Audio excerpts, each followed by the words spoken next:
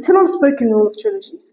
The first book is the setup. It lays the groundwork. You fall in love with the world, the characters, the potential. The second book, always the star. The stakes get higher, the plot thickens, and you can't put it down. The third book, well, it tries. It's not bad necessarily, but it rarely lives up to the emotional high of the second book. We've seen it with the ACOTAR series, and if you missed those breakdowns, they are linked below. And now we've seen it again with the Shatter Me trilogy. So buckle up, because today we're talking about Ignite Me, and I have thoughts. Welcome back, guys. My name is Iman. I'm a 21-year-old medical student from Tunisia, and I have way too many opinions to keep to myself. And this channel is my little corner of the internet where I get to build a community that allows me to share them. Okay, we're back at Sector 45's base where Warner is hiding Juliette. Tahereh wastes no time giving us some vulnerable, tense, and honestly overdue conversations between the two. We find out that the experiment he has put her through where she had to hurt a child to save him was just a simulation. Warner also explains Fletcher's murder. The masks he has worn thus far are starting to peel off. Warner is less of a delusional man blindly in love and more of a tender soul who knows who he is and what he has to offer. He didn't forget what Juliette did to him at Omega Point, and frankly, he shouldn't. That moment stings, and I'm glad he isn't sacrificing his dignity for a chance with our lovely lead. He continues to be an honest, no BS type guy, giving us precious moments like when he called Juliette a coward for denying her emotions out of fear. And that "you want me and it's killing you" line hits like a hard slap of truth across Juliette's face. The man finally knows his worth, and he isn't letting Juliette hurt him any longer, just because she's confused and grieving her friends. And he ends it with, "Come back to life, love. I'll be here when you wake up." Such a beautiful way to describe Juliette's confused state of mind. She just lost her found family and everything she's ever known. She's consumed by the idea of revenge. But despite the growth she shows, she still feels unsure of who she is. She needs to be honest with herself, so many ugly sides she must embrace. Juliette follows Warner into the ruins of Omega Point, not for closure, not yet, but because part of her still hopes it isn't real. And in the middle of all that rubble, in the silence and the grief, they find Kenji. Not a ghost, not a memory, Kenji, alive. She leaves Warner behind not out of rejection, but because Kenji represents something Warner can't. Not just the past, but also a version of her that believed in something other than survival. Juliette doesn't fall into Kenji's arms. There are no tears of joy. They instead fall into a rhythm, one built on sass, side-eye, and honesty.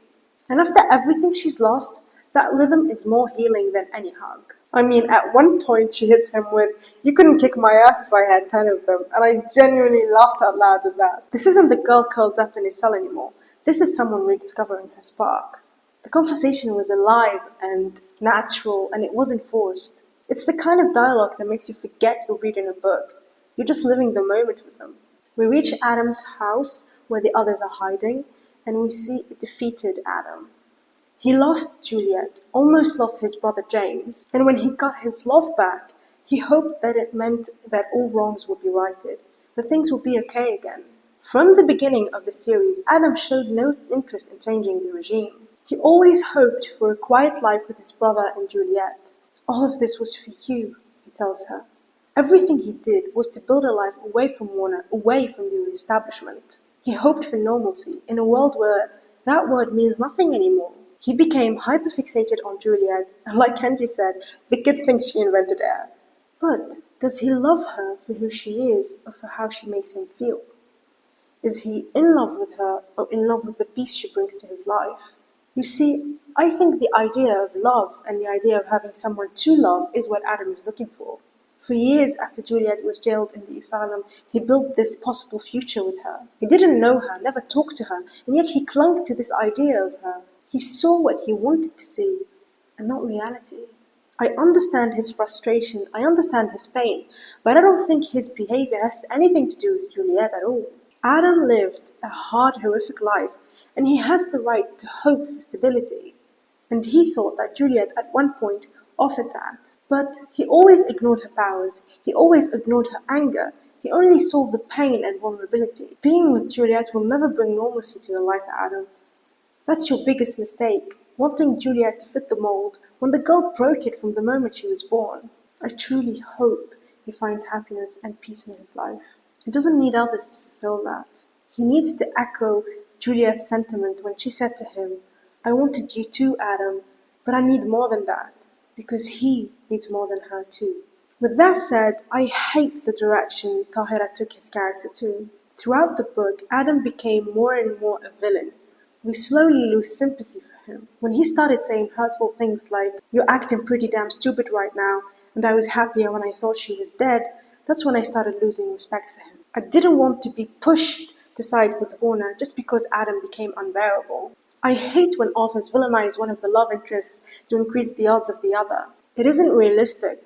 And I was already leaning towards Warner, so why make Adam an emotional wreck? It's so unnecessary. Adam continues to be insufferable, he pushes Juliette out of his home, doesn't want to deal with Warner, and he keeps shutting down. After a conversation that went south with Juliette, he storms off and tells her to leave for good. That's when Juliette clicks the pager Warner gave her and he comes busting through the front doors like a hero. The reaction from her group of friends was funny as hell. Ian says it's like soap opera but with worse acting, and that comment brought much needed light to the situation. I laughed out loud.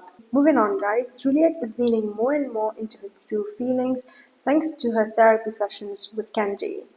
I'm I'm enjoying them, but they do drag on a bit. There's no progression. It feels like out of nowhere she knows herself and she recognizes the truth, dissecting her previous relationship with Adam with clarity she didn't show beforehand. I wanted slow build up and to have just one very long, very honest conversation where everything is out in the open. Not every single time there's another long conversation, another therapy session, and I'm just bored out of my mind. And when did Kenji become all sensitive and nosy? He used to hate talking about Juliette's feelings, always asking to be left out of it. Now he wants all the tea? It just feels out of character for both of them. But despite everything she's revealing to Kenji and by extension admitting to herself, Juliette is still confused when it comes to Warner. She tells him, I'm attracted to you, but not in love with you. Basically saying, you're fun, you're interesting, I want to explore it, but I don't want to commit yet. And Warner sees right through it and is protecting himself.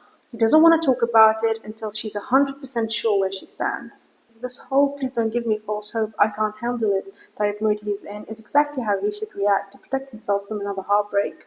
I mean, she did shoot him once, said Adam's name, you know, and the other, so I agree with his strategy. But that's when our little Juliette finds out that she can finally touch whomever she wants. Adam, in the heat of an argument, grabs Juliette's arm and forces her to touch Kenji. And she finds herself able to control her powers enough that she doesn't hurt him. And that's when our girl has an epiphany. She says, now I will never end up with anyone by default. And I wanted that sentiment to echo through her confession of love to Warner. I wanted an I choose you out of everyone type of speech. Instead I got an I love you and I want you paragraph? That's it? What? No, Miss Tahereh, you can't do 3 books of slow burn, of tension, of banter to just give me a small confessional chapter. And I love you paragraph and then straight touchy-feely time? Are you kidding me? You robbed me of the satisfaction that only a long emotional speech can give. Where is the equivalent of my Ryzan moment, huh? Where? Warner stayed clear of her all this time, not allowing himself to hope. How can he be satisfied with just that? The man deserves passion. And to make matters worse, throughout the book, she never tells him she can touch anyone. What? Hello? Tahereh? Yes, this is Iman, and I would like for you to calm my frustration because you caused it. I would say I want my money back, but I read Ignite Me as a PDF file online, so sorry, I guess. This is where I took a few days to recover before returning to the book. I needed some me time to work through the heartache I just experienced. And when I returned to the book, I wanted redemption. Instead, I got more disappointment. Because in chapter 63, we come across another crucial moment. Adam reveals Anderson's first name, Paris. Warner flips out. Such confidential information shouldn't be known by a common soldier like Adam, and that's when Juliette is forced to tell Warner that Adam is his brother. Now, tensions are high. Tahereh has built a beautiful structure leading up to this moment. We are waiting for a brilliant conversation with cutthroat dialogue. And what do we get, guys? What do we get? Juliette says, I go silent as these 2 brothers have the hardest conversation I've ever had to watch. And that's it. That's literally it. Mafi, You can't do this to me. ما فيني يا ما في. ما فيني أتحمل. You paved the way for two explosive reveals and then poof! The first time I'm left starved of emotion. The second I'm left in the dark. Now you're cheaping out on me? Now? By this point I'm angry. I am angry. I don't care for the story anymore.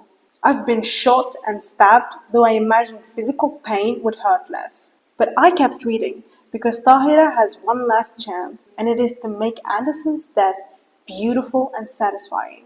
I still hope. I cornered it. I still hope for my hunger to be subdued. Guys, again, I am disappointed. He dies too fast, too quickly. The Queen of Dialogue deprives us of another important conversation. Not a single word is uttered between Anderson and Juliette. What are you doing to me, Tahereh? Why are you torturing me like this? I don't even want to dive into it too much. That's how much it has upset me. I, someone who never shuts up, am at a loss for words. And that is why, guys, the unspoken rule of trilogies is unbeatable. The third book is always the Ibn Qasayr, meaning the short donkey. Basically, the black sheep of the family. And on that note, I'll leave you guys feeling sad, hurt, and frustrated. Thank you for watching. Leave your opinions by commenting below. I want to hear all about it. And I will see you next time. Assalamu alaikum. Bye.